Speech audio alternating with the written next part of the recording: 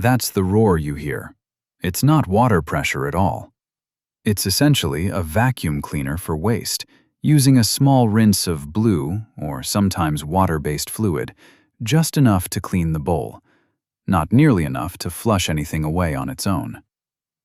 This system was actually a huge upgrade from what airlines used decades ago, which relied on a blue chemical deodorizing liquid to break down and mask waste in a tank, using much more fluid per flush. The switch to vacuum systems happened specifically because it saves weight and water.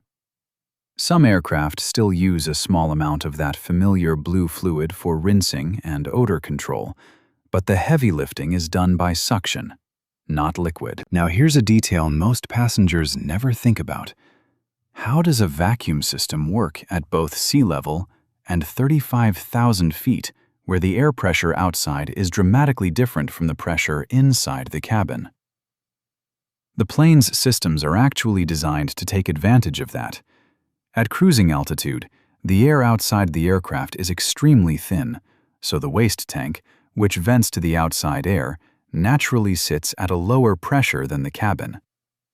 That pressure difference helps power the vacuum. But planes also spend plenty of time on the ground, where outside air pressure is normal. So modern systems include vacuum generators, essentially pumps, that create the needed pressure difference artificially when the natural altitude difference isn't there to help. That's why the flush sounds just as intense sitting at the gate as it does in the air. So, follow the waste past that valve. Where does it actually go? It travels through sealed piping that runs from each lavatory toward a central, fully enclosed holding tank, usually located near the rear of the aircraft, sometimes underneath the cabin floor. This tank is not connected to the outside world in any way that lets material escape during flight. It's sealed. It holds everything from every flush, from every lavatory, for the entire duration of the flight.